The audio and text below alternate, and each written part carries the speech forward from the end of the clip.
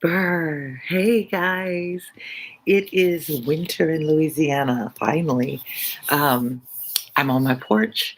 I can still be on my porch, no snow, but you can see the gray sky above, the little snowmen that are, of course, plastic. No, they're not plastic. I don't know, that composite, you know, I don't know what it's made of, little cheapy stuff, but that's the only snow we have here in Louisiana. Who knows? It might snow in Louisiana at some part. Hey, Siddharth, how's it over in Georgia? Y'all getting snow? Hello. But I'm bundled up with my sweater and my scarf, and I've got a lap blanket because it is brisk on my porch. But it still feels good to be outside. I've been working inside all day. And before I go out for the evening, I thought we should read. So let's read. We are no snow yet. You did already have some. Wow, that's crazy to me. I think of Atlanta as southern like us, and yet y'all do get snow pretty regularly. I think every year, don't you? All right, I'm no chit chatting. Let's see how long this chapter is. Yeah, it looks like it's a fairly long chapter, so we will probably just get one chapter read. It looks Haley B, good to see you. Your final exam. Hey, that's really good. That's really good. Let's talk about stress management for exams. Those of y'all that are taking exams, it's too late for some of what we're going to talk about. And that's if you have to identify, do you have an anxiety issue? This is not just for you, Haley. I think this is a good teaching point. Do you have an anxiety issue about tests? You get nervous, you can't breathe, you worry, you catastrophize, I'm going to fail everything. I'm not going to be able to do it. Do you have a time issue? You process a little bit slower to understand what the question is, to formulate, you ponder, and all of a sudden, the hour that you have for the test is gone. Or do you have a memory retrieval? I know I studied this, but I forgot. So first of all, you need to figure out what the issue is with you as a tester. So if it's an anxiety issue, we can talk about some of those strategies, some of the breathing techniques, in through your mouth, a smile that releases endorphins, letting go of your hands, putting your pencil down, flexing your hands. Be careful about the moving in your seat so your teacher doesn't think you're looking at other papers, but keeping your body relaxed. Those are some of the things, the stress management. That's right. The second one is, let's see, I said memory retrieval was last. What was our second one? Anxiety. Yeah. Shoot, I just completely forgot. Memory retrieval is third, so let me deal with memory retrieval. Memory retrieval, it means you studied it, but you can't recall it. There's some funny little psychological tricks you can try. So every time you sit down to study for that subject, use a certain pen, a very specific pen. Doesn't matter which one, but always use the same one. And only use that writing utensil for that subject. If it's red, if it's a pen instead of a pencil, if it's a certain pencil, always do that. Additionally, if you're allowed to have candy or gum at your school, always while you're studying, chew the same gum or like a Mentos, the same candy, or one of those green apple, that hard candy that's kind of like taffy, but it's not. You could, Siddharth, that's another good tip. But that's just when you're studying. So then when you go to the test, do the same thing. Use the same pencil, eat the same candy. And that is it helps your mind go, oh, yes. The other memory retrieval you can do is if you're studying on a whiteboard, and so you're transferring the information, that really helps you isolate it.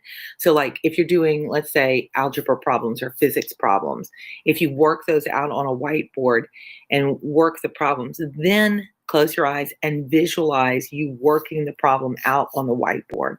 So it reminds your memory where you stored that information. Time management was the other one. Time management means you're going to have to probably get a diagnosis and go through special permission. You might need extended time. If you're always short on time, you may have a language processing disorder that means you have every ability to think and function. But the way your brain processes the information, the path that it goes through on the brain, and they can literally map this out on MRIs. If you go and get that diagnosis, most public schools can put you on a list to get you the diagnosis.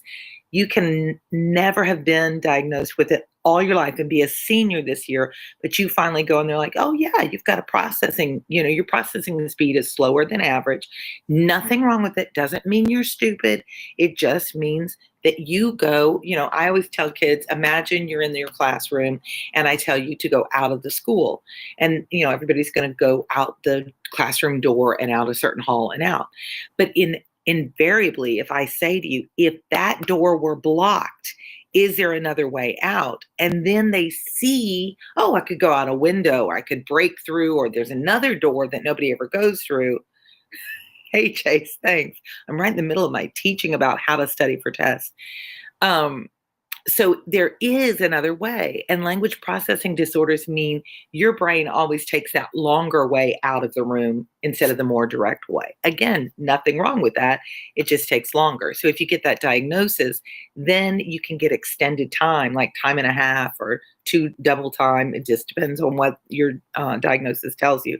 And that's a really important thing to be aware of. If you're fighting time, there's nothing you can do on your own about that.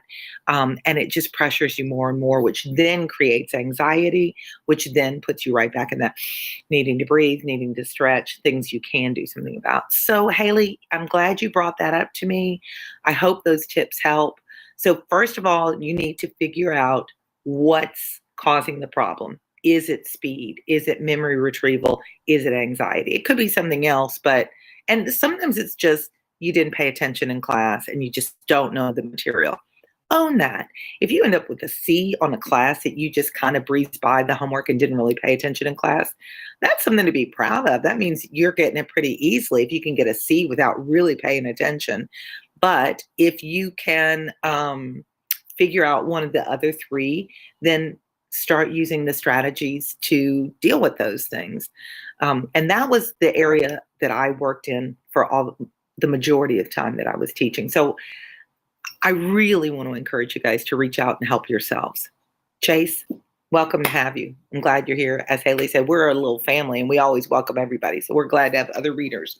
All right. So it's exam time. It's Christmas time. It's Hanukkah. Happy Hanukkah to those of you that are, I think it might be the last night of Hanukkah. I've lost track. So enjoy your lights. If you are a Kwanzaa celebrator, enjoy your celebration. Whatever is the reason to celebrate, we have survived a heck of a year and we are time to celebrate. How do you love to read? I really want to read, but I don't know how to stay focused. Chase, open a YouTube channel. I have ADHD. It's very hard for me to stay focused.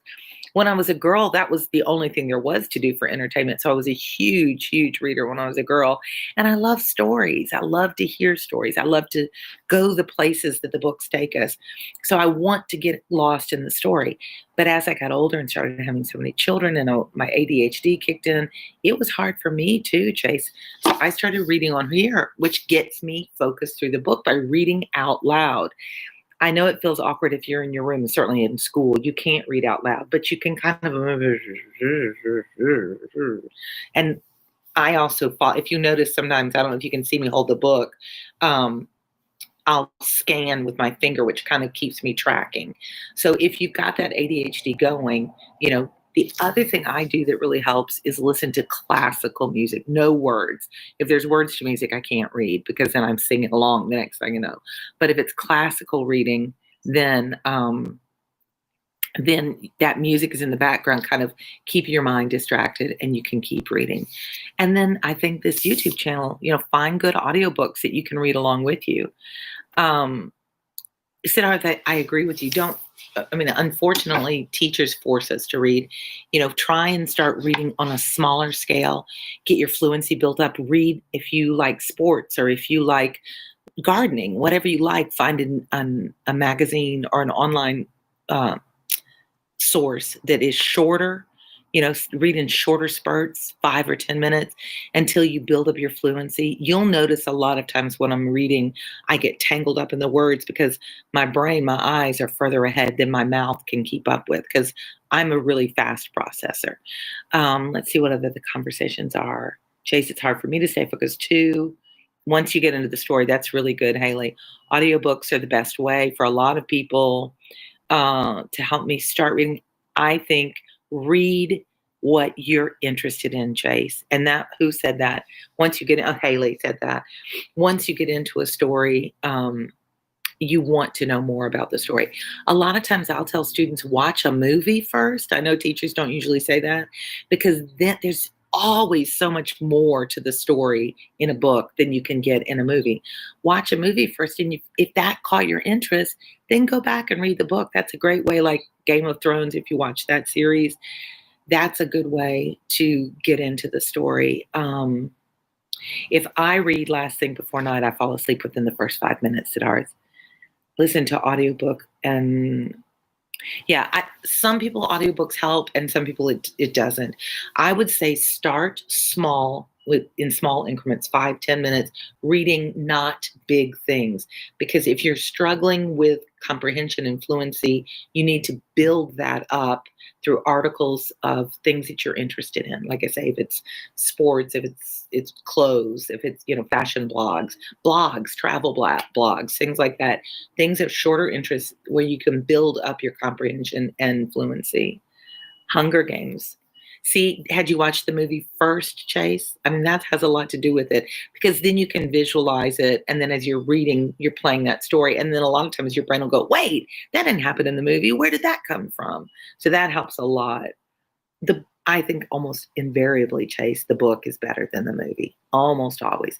Because your mind, you're your own producer. You make your own story. Selena Wu will love you back. Harry Potter. See, y'all are jumping in and you begin to see the truth of that. We're just not trained to play the movie in our mind when we hear the story. And that's part of what it is that comprehension is so strong that you begin to see the adjectives, you begin to build. And the thing that annoys people so much when I read is when I stop as I'm reading and I talk about it, I make connections to things I do, like my own life. The reason for that, I'm trying to teach you all to make those connections when you read, because when you make the connections, the story becomes more personal, you're more invested in it, and you want to know more. You keep your attention better. Hey, Fareed, I'm glad you made it. So I hope those tips help. That was 12 minutes in, and we haven't even gotten to the reading. But I know a lot of you in this time are not having teachers because it's, virtual school. I mean, you have teachers, but you're not having instruction that goes with things. So this is a great time to kind of build your reading fluency. And then I want to give those little short classes so you guys can build those skills. This is a great time to do that. By the way, shout out to New York. I found out there's a class of, I don't know what city in New York, so I know New York's got a lot there. But if you're from New York, welcome. I appreciate you guys reading along with me. And I hope that next semester you guys are back to full class and you appreciate your teachers, all that complaining, I hate school, I can't wait to be out of school forever. And you find out, it's hard to do on your own online. Or some of you may have discovered online school is the way to go, and you do that, So use this as an opportunity to learn more about yourself. Selena, for the Crucible from 2 years ago, a better understanding of it. I'm learning more and more that the Crucible is, that's one of my top read or watched books. It's interesting to me. I would not have thought Crucible was so hard, but I guess the language and we were talking on Discord. Cue Siddharth to put up Discord. I was talking on Discord and we were talking about for the different reasons that, Siddharth, you're still there. Why it was so different, the Crucible, because it's such a different culture and the things that they were being judged for, they couldn't, your generation doesn't really understand being judged for those things. So you can't understand the hysteria and the motives that went with it. So I think maybe the teaching along with it is helpful for that. And Selena, welcome. I like that the crew is welcoming you. And I love, like, Fareed and Haley and Siddharth, they're over in Discord, and we all know each other. We chat throughout the day. Jane Eyre, Fareed, are you asking me? I have read Jane Eyre when I was young, really like it, like any of those. I have not read it on my channel. Irene just finished your Then There Were None for school. Good job. You can get caught up in Pride and Prejudice. Good. I'm glad you're here. No, Jane Eyre is another one that I've just loved. So, all right, guys, sorry for that. We're 15 minutes in. I haven't read the first word out of the chapter. I am on chapter 46. And in my book, Fareed, it's 254, but I know we're not in the same edition. So, but those of you that are using the Everyman library, that's the page number I'm on. Elizabeth, and I'm trying to remember where we were left off. We know that Elizabeth showed an interest in Darcy, and Darcy is definitely still interested in Elizabeth, but we're trying to figure out what's going to happen between them. Elizabeth had been a good deal disappointed in not finding a letter from Jane on their first arrival at Lambton. And this disappointment had been, remember, she wrote a letter to her sister to kind of fill her in on things. It's 249. What's your edition, Fareed? What publisher are you using? And is it paperback or hardback? Haley. So the only thing you've missed, Haley, is nothing. That's the great thing about these romantic Victorian novels.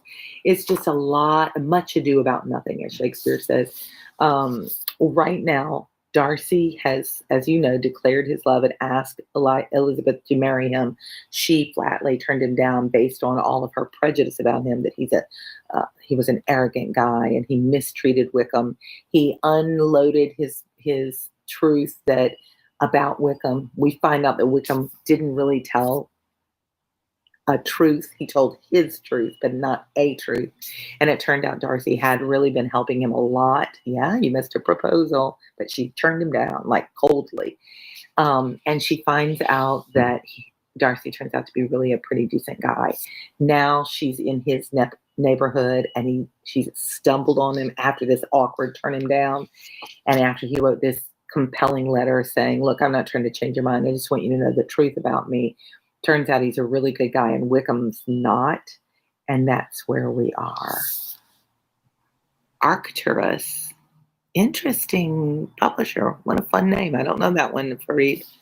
So, Haley, that's where we are. Now they're still meeting each other, and what's going to happen. She's finding out maybe she was too quick to turn him down, because he turns out to be a good guy. And she's written Jane. Oh, and he explained why he didn't want Jane and Bingley to be together, because he didn't believe Jane really loved Bingley, and he knew Bingley was really in love with her. So he didn't want his friend to get messed up with a woman who was going to break his heart. So it was all misunderstandings, and can it be fixed is the question at this point. You're welcome. See, we didn't need to read all of that. I can just fill you in. That's what Schmoop does. All right, so she's disappointed her sister hasn't written her. Repining was over, and her sister justified by the receipt of 2 letters from her at once, on one of which was marked that it had been missent elsewhere. Elizabeth was not surprised at that, as Jane had written the direction remarkably ill. They had just been preparing to walk as the letters came in, and her uncle and aunt, leaving her to enjoy them in quiet, set off by themselves. The one missent one must be first attended to. It had been written 5 days ago. The beginning contained an account of all their little parties and engagements, with such news as the country afforded, but the latter half, which was dated a day later and written in evident agitation, gave more important intelligence. It was to this effect.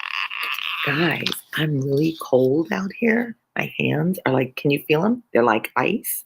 So I'm going to go inside to keep reading in there. I have to unbundle all my furry, cozy. I mean, I have tons of stuff, but it just wasn't enough to keep me warm. So let's see. Excuse me. I hope I don't make you seasick while we move into the house.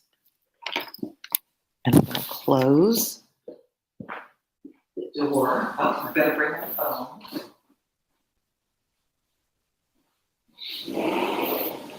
And I probably need a light, although the Christmas lights are nice. This time of year, everything is so dark so early. There we are. Okay. Sorry. My nose was cold. It's not 7 here. It's probably 35 Fahrenheit here for me. But I mean, that was cold. Ooh, I need a little hot chocolate or something. All right. Glasses back on so I can see the words. Let's see. Here's the letter that she wrote. Since writing the above, dearest Lizzie, something has occurred of a most unexpected and serious nature. But I'm afraid of alarming you. Be assured that we are all well. What I have to say relates to poor Lydia.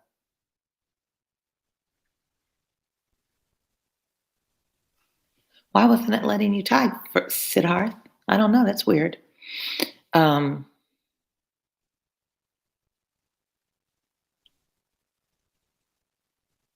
I get sidetracked with Dell's conversation. I need to stop. I need to read. Poor Lydia. What has poor Lydia been up to? Actually, I know because I know the story. An express came at 12 last night, like an express would be an express mail, like a quick message.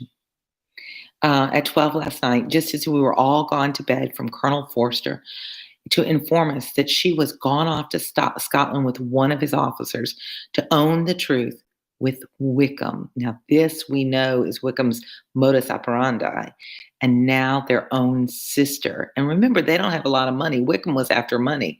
So, she's off with Wickham, their little sister Lydia. Imagine our surprise. To Kitty, however, it does not seem so wholly unexpected. I'm very, very sorry. So imprudent a match on both sides. But I'm willing to hope the best and that his character has been misunderstood.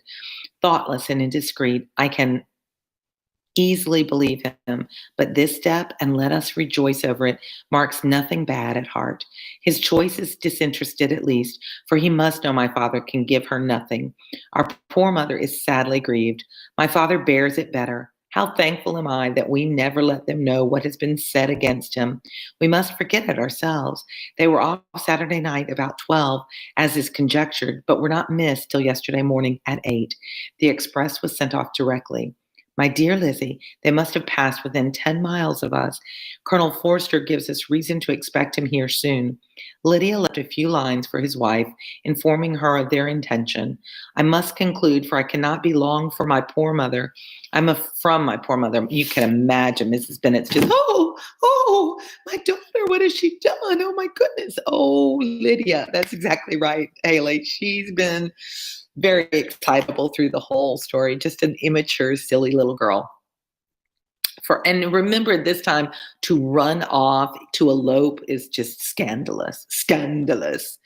A few lines from his wife informing, I must conclude, I can't stay long for my poor mother.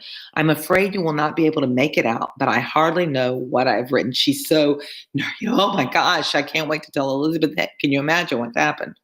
Without allowing herself time for consideration and scarcely knowing what she felt, Elizabeth, on finishing this letter, instantly seized the other and opening it with the utmost impatience, read as follows. It had been written a day later than the conclusion of the first. So she waits. Remember, everything's in snail mail back then. So she, because the first mail was written so hastily, the address wasn't clear. It went the wrong place. So they both got to her. They both got to Elizabeth at the same time. Otherwise, she would have been waiting a couple of days to get this second letter. By this time, my dearest sister, you have received my hurried letter.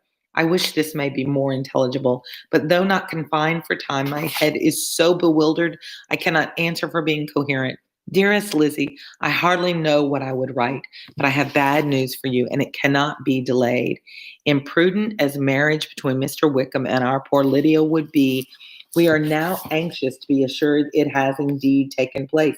In other words, this elopement would have been bad enough, but the fact is, we don't know if they got married. Oh, A man and a woman off overnight, alone in a hotel, unmarried.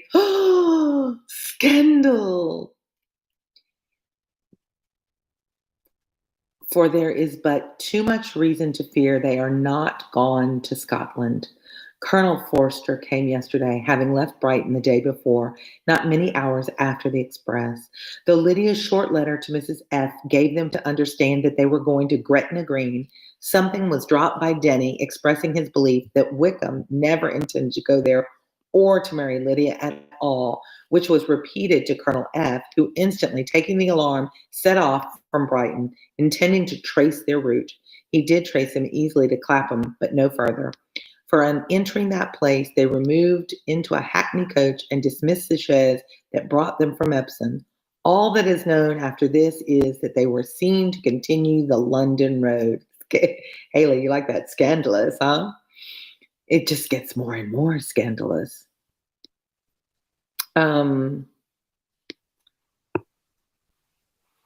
I know not what to think. After making every possible inquiry on that side London, Colonel F.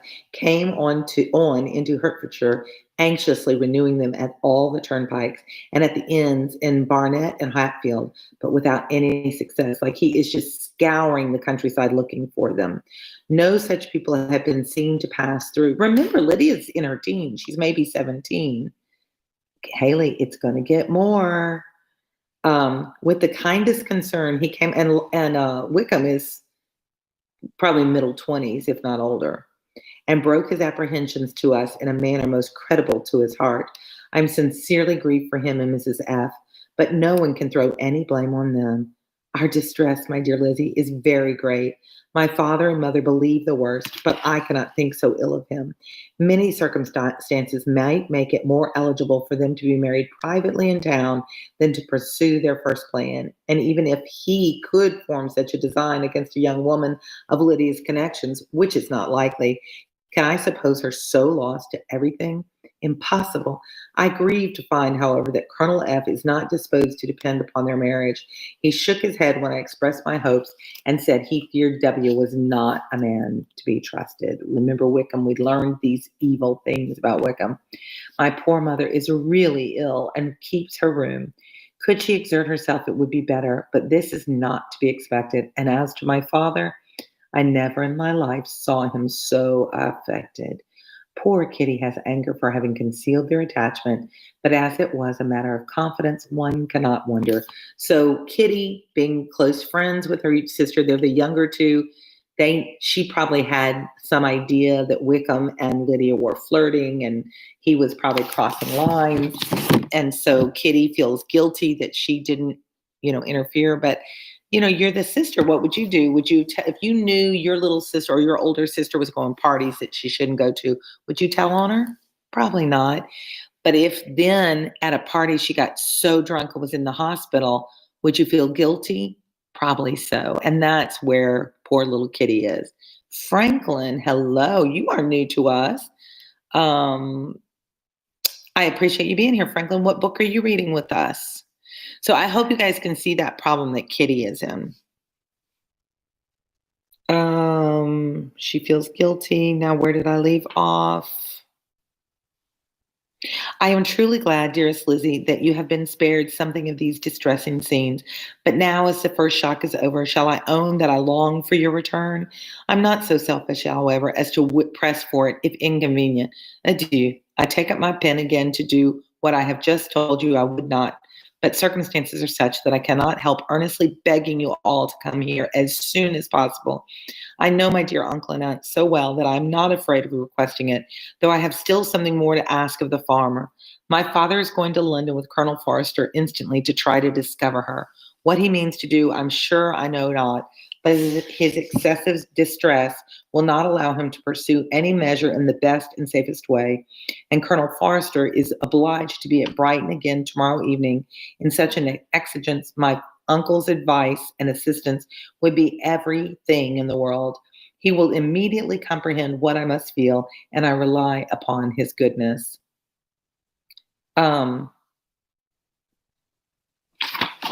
So she's Jane is saying to Elizabeth, please come back. I need your help with mom and dad.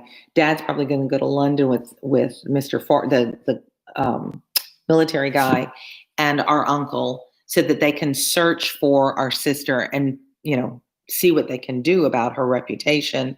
And it's a terrible mess. Fareed, thank you. I need to show you how beautifully crafted it is. It's even got a little turquoise piece here. And I forget what type of stone this is, citrulline, or I don't know. I'm terrible at knowing stones. But my mother bought this and she angsted over it and angsted. We were on vacation together. I remember when she bought it. And I think I've said this before that I try almost every day to wear something that was my mother's, just, to remind her of me and keep her close to me. It's not antique. It was handcrafted. We bought it. She bought it probably 10 years ago. And it's got a maker's mark in it. But, my eyesight is such. David Zachary. I don't know if he still makes jewelry or not, but I can't read the rest. I'll put it really close and see if you guys can read the rest. No, I don't think so. I don't think you can see what it says because it's going to be reversed too. But yeah, my advice is when you see something that's artisty, an artisan does it, they're always so expensive, but this has just been something that's been meaningful to my mom and to me, and it was well worth whatever money she spent for it. I'm sure she was very cheap. She did not like to spend money, and she thought and thought and thought about it before she bought it. But it's something that's just been meaningful to both of us. So it's Christmas time. If you're thinking about, buying something, think about Etsy or something that's done by a local craftsman, or if you are a crafter yourself, then hey, Priya. I was just saying it was my mother's, so it was meaningful to me. That's somebody brought it up, so we were talking about it. So if you're an artist or if you know an artist, support that artist because, we don't make much. I mean, I'm not an artist, but artists don't make much money. And they do it because they love the craft and they love the process. And I love to be a patron of the arts. So, Priya, I'm glad you're here. Let's see what's going to happen. The story has turned very scandalous. And what's the issue? Back then, to be unmarried, to be with this man, it's going to ruin the whole family, right? So all the family has to get involved in this. Oh, where is my uncle? Cried Elizabeth, darting from her seat as she finished the letter, in eagerness to follow him. Without losing a moment of the time so precious, as she reached the door, it was opened by a servant, and Mr. Darcy appeared. Oh dear, of all people, Mr. Darcy. I beg your pardon, but I must leave. Her pale face and impetuous manner made him start, and before he could recover himself enough to speak, she, in whose mind every item was superseded by Lydia's situation, hastily exclaimed, I beg your pardon, but I must leave you. I must find Mr. Gardner at this moment on business. It cannot be delayed. I have not an instant to lose. Good God, what is the matter? Cried he with more feeling than politeness. Then, recollecting himself, I will not detain you a minute, but let the servant go after Mr. and Mrs. Gardner. You're not well enough. You cannot go yourself. Elizabeth hesitated, but her knees trembled under her, and she felt how little she would be gained by her attempting to pursue them. Calling back the servant, therefore, she commissioned him, though in so breathless an accent as made her almost unintelligible, to fetch his master and mistress home immediately. On his quitting the room, she sat down, unable to support herself, and looking so miserably ill that it was impossible for Darcy to leave her, or to refrain from saying in a tone of gentleness and commiseration, let me call your maid. Is there nothing you could take to give you present relief? A glass of wine? Shall I get you one? You are very ill. Hi, Patty Pigtail. What a great name. And someone knew Jonah. I didn't see you up there. Hi, for class, I've had to read, and then there were none. I'm watching your videos while helping has helped me so much. Thank you so much. Are you from New York, Jonah? And Patty Pigtail, tell me where you are from. We love you. Who is we? Like your class or your family or your alternate personalities? Which one? Welcome to the light. Oh, I have the best readers. My regulars. Haley's a regular, and she and Siddharth and Fareed, They're very friendly and they welcome everybody so graciously. And I really love that. I think readers are good people. Um, so we see Mr. Darcy's softer side with her. No, I thank you, she replied, endeavoring to recover herself. There's nothing the matter with me. I'm quite well. I'm only distressed by some dreadful news which I have just received from Longbourn. She burst into tears as she alluded to it, and for a few minutes could not speak another word. Darcy, in wretched suspense, could only say something indistinctly of his concern and observe her in compassionate silence. At length she spoke again. I've just had a letter from Jane with such dreadful news. It cannot be concealed from anyone. My youngest sister has left all her friends, has eloped. Those of you who don't know what elope is, it's run away to get married, has thrown herself into the power of Mr. Wickham. You just think she's going to bite her finger, right? Like very dramatic. They're gone off together from Brighton. You know him too well to doubt the rest. She has no money, no connections. Nothing can tempt him to. She is lost forever. Is it that dramatic? Is it that dramatic? We have become a virtual family in a way, Haley. I think about you guys during the day. I check in with you. I know you've got your exams. I know that when you've got SATs, and I care about that. You guys know when I'm going to do crazy things with my family. We share pictures. So we're going to have our watch party pretty soon. Darcy was fixed in astonishment when I consider, she added in yet more agitated voice, that I might have prevented it. I, who knew what he was. Had I but explained some part of it, only some part of what I learnt to my own family, had his character been known, this could not have happened. But it is all too late now. Yeah, Priya, I think you did join us on Discord, if I'm not mistaken. Maybe I am mistaken. I am grieved indeed, cried Darcy. Grieved, shocked. But it is certain, absolutely certain. Oh, yes. They left Brighton together on Sunday night and were traced almost to London, but not beyond. They are certainly not gone to Scotland. And what has been done? What has been attempted to recover her? My father has gone to London, and Jane has written to beg my uncle's immediate assistance, and we shall be off, I hope, in half an hour. But nothing can be done. I know very well that nothing can be done. How is such a man to be worked on? How are they even to be discovered? I have not the smallest hope. It is every way horrible. Darcy shook his head in silent acquiescence. When my eyes were opened to his real character, oh, had I known what I ought, what I dared to do, but I knew not. I was afraid of doing too much. Wretched, wretched mistake. Darcy made no answer. He seemed scarcely to hear her and was walking up and down the room in earnest meditation. His brow contracted, his air gloomy. Elizabeth soon observed and instantly understood it. Her power was sinking. Everything must sink under such a proof of family weakness, such an assurance of the deepest disgrace. She could neither wonder nor condemn, but the belief of his self-conquest brought nothing consolatory to her bosom, afforded no palliation of her distress. It was, on the contrary, exactly calculated to make her understand her own wishes, and never had she so honestly felt that she could have loved him as now, when all love must be in vain. She realizes, oh, I let this good man get away. The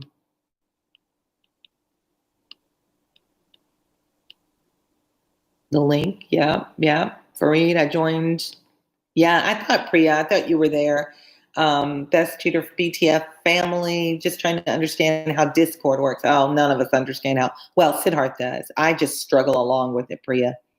I was thinking the same thing, Priya. You're right, Haley. Fareed, I'm glad. It's easy to get used to. I mean, it's just kind of searching through all the channels. Once you're in, I don't wander around and use other parts of Discord. And Haley, once again, you're welcoming. Thank you. We have a really good group of people here on our lives and in Discord. So, and Discord is where we're going to do the watch party. So if you haven't joined yet, you should join Discord so you can come over probably around over the Christmas break or New Year's. Because I want to have the book finished before we watch the movie. But self, though it would intrude, could not engross her. Lydia, the humiliation, the misery she was bringing on them all, soon swallowed up every private care, and covering her face with her handkerchief, Elizabeth was soon lost to everything else, and after a pause of several minutes, was only recalled to a sense of her situation by the voice of her companion, who, in a manner which, though it spoke compassion, spoke likewise restraint, said, I'm afraid you have been long desiring my absence, nor have I anything to plead in excuse of my stay, but real, though unavailing concern. Would to heaven that anything could be either said or done on my part that might offer consolation to such distress. But I will not torment you with vain wishes. Remember, he thinks she hates him. So he's like, I don't want to stay and intrude on you. You're in a sad, bad place, and I don't want to interject myself on you when you don't like me, and I know you don't like me. Would to heaven, but I will not torment you with vain wishes, which may seem purposefully to ask for your thanks. This unfortunate affair will, I fear, prevent my sister's having the pleasure of seeing you at Pemberley today. Oh, yes, be so kind as to apologize for us to Miss Darcy. Say that urgent business calls us home immediately. Conceal the unhappy truth as long as it is possible. I know it cannot be long. He readily assured her of his secrecy, again expressed his sorrow for her distress, wished it a happier conclusion than there was at present reason to hope, and leaving his compliments for her relations with only one serious parting look, went away. As he quitted the room, Elizabeth felt how improbable it was that they should ever see each other again on such terms of cordiality as had marked their several meetings in Derbyshire. And as she threw a retrospective glance over the whole of their acquaintance, so full of contradictions and varieties, sighed at the perverseness of those feelings which would now have promoted its continuance and would formerly have rejoiced in its termination. If gratitude and esteem are good foundations of affection, Elizabeth's change of sentiment will be neither improbable nor faulty. But if otherwise, if the regard springing from such sources is unreasonable or unnatural in comparison of what is so often described as arising on a first interview with its object, and even before two words have been exchanged, nothing can be said in her defense except that she had given somewhat of a trial to the latter method in her partiality for Wickham, and that its ill success might perhaps authorize her to seek the other less interesting mode of attachment. But be that as it may, she saw him go with regret, and in this early example of what Lydia's infamy must produce, found additional anguish as she reflected on that wretched business. Oh, let's see what everybody's saying. Christmas break starts next week. Yeah, I'm hoping to be done by next week. I'm hoping. Inshallah, Farid. Actually, you already welcomed me, Haley. Oh, that's true. Haley is very sweet, Priya. Started reading one of the which one are you? Oh, Agnes Gray. I've never read that one. Haley, I keep encouraging you, Haley, to start your own channel so we can read along with you. This is a Southeastern mug because my son went there for a little bit.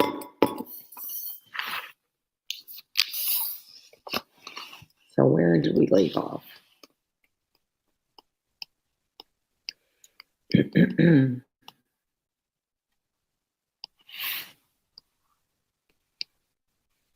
Sorry, I lose my place so easily. Oh no, I read that. Never, since reading Jane's second letter, had she entertained a hope of Wickham's meaning to marry her. No one but Jane, she thought, could flatter herself with such an expectation. Surprise was the least of her feelings on this development. While the contents of the first letter remained on her mind, she was all surprise, all astonishment that Wickham should marry a girl whom it was impossible he could marry for money, and how Lydia could ever have attached him had appeared incomprehensible. But now it was all too natural.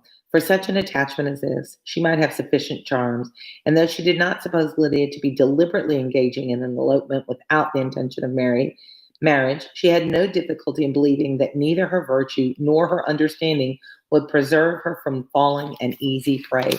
So Elizabeth doesn't think Lydia is a bad girl that ran away just to be with a man for romance. She thinks her sister really believed Wickham was going to marry her, and now what can she do if he doesn't? She was just young and innocent and naive. So um, I keep meaning to start my own reading alongs. Do you have any plans? Probably just, do you mean plans about Christmas for read or plans to read a YouTube channel? I will be celebrating with my granddaughter. I can't wait to give her her big present. It's going to be fun. We've ordered all the food and the house is decorated as much as it's going to be decorated. And I only get Christmas Eve day and Christmas Day off because now I work in a real job. When you were a teacher, you had the whole 2 weeks. But now, I'm an adult. I have to work a job where you work. Teaching, trust me, teaching was much harder than what I do now. She was wild to be at home, to hear, to see, to be upon the spot, to share with Jane in the cares that must now fall wholly upon her in a family so deranged, a father absent, a mother incapable of exertion and requiring constant attention, and though almost persuaded that nothing could be done for Lydia, her uncle's interference seemed of the utmost importance. Until he entered the room, the misery of her impatience was severe. Mr. and Mrs. Gardner had hurried back in alarm, supposing by the servant's account that their niece was taken suddenly ill, but satisfying them instantly on that head, she eagerly communicated the cause of their summons, reading the 2 letters aloud and dwelling on the postscript of the last with trembling energy. Though Lydia had never been a favorite with them, Mr. and Mrs. Gardner could not but be deeply affected. Not Lydia only, but all were concerned in it. And after the first exclamations of surprise and horror, Mr. Gardner readily promised every assistance in his power. Elizabeth, though expecting no less, thanked him with tears of gratitude, and all 3 being actuated by one spirit, everything related to their journey was speedily settled. They were to be off as soon as possible. But what is to be done about Pemberley? Cried Mrs. Gardner. John told us Mr. Darcy was here when you sent for us. Was it so? Yes, and I told him we should not be able to keep our engagement. That is all settled. That is all settled, repeated the other, as she ran into her room to prepare. And are they upon such terms as for her to disclose the real truth? Or that I knew how it was? Oh, that I knew how it was. The wishes were vain, or at best could serve only to amuse her in the hurry and confusion of the following hour. Had Elizabeth been at leisure to be idle, she would have remained certain that all employment was impossible to one so wretched as herself. But she had her share of business as well as her aunt, and amongst the rest, there were notes to be written to all their friends in Lambton, with false excuses for their sudden departure. An hour, however, saw the whole completed, and Mr. Gardner, meanwhile, having settled his account at the inn, nothing remained to be done but go. And Elizabeth, after all the misery of the morning, found herself in a shorter space of time than she could have supposed, seated in the carriage and on the road to Longbourn. Oh, what an exciting chapter. So much drama in that chapter. Haley, I think she probably will. I mean, she's 3. She's just delighted by everything. Yesterday, I did some book shopping online, also with the family at home, Cozy Christmas. Fareed, that would be great to read to your family. Like I have family members who are older and their eyesight is not as good, and they're relying more and more on audiobooks. And I think this is such a great way to help people continue to be exposed to literature and to stories. So much drama indeed, Haley. All right, all my fun little readers, thank you so much for joining me. Let's see if my daughter, oh no, not very many people on right now. My daughter didn't stalk in, so I'm glad to see that. Fareed, that's a good idea. Kaylee, hello. And then there were none. I keep asking if you're from New York because I think there's a class in New York that's reading that along with me. I'm so glad you loved it. That one, every time I taught, I was like, now who did it? I forgot what was the story on that one? Because it's really twists and turns. My advice to you, Haley, if you start a YouTube channel is just start it. Just start doing it. And read something you enjoy so you're not wasting your time. You're reading a book that you like and put it out there. It's just great. So I love that you guys are here. Look out for our Discord. It's been linked on other channels. I mean, other read-alongs. And if you haven't subscribed, do that. Let's keep growing, because then we show the world readers rule. Maybe that should be a t-shirt, readers rule. What do you think? Discord has reading sessions. Yeah, we could read aloud on Discord, but I don't think it records it, does it, Sid? I'm not sure. Thank you, Fareed, for reminding me that I should, and the test prep help. I hope it helps. I hope that you guys learn to identify, are you nervous? Are you forgetful? Are you out of time? What other reasons might there be? You can list them below. What other reasons might there be that you don't perform well on tests? I mean, the fourth one is you just didn't pay attention and learn the material in the class. Own that. And then if it matters to you, realize, oh, I need to come to class prepared. I need to do my homework. I need to listen in class. And that really does make a difference. So I am off to dinner with a friend in this cold weather. I'm trying to decide what coat I'm going to wear because I don't have one.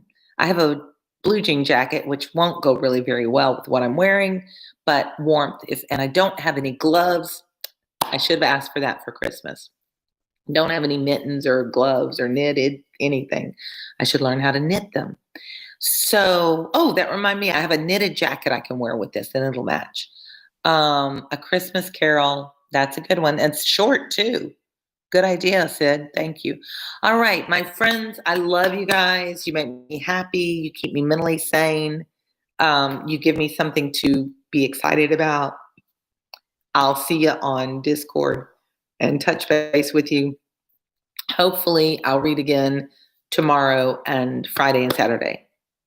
Saturday, I should be able to. I don't know that my weekend's very busy. So thank you, Fareed. You enjoy your dinner. Stay warm up there in that -7 and keep reading. And I will read to you next time. See ya.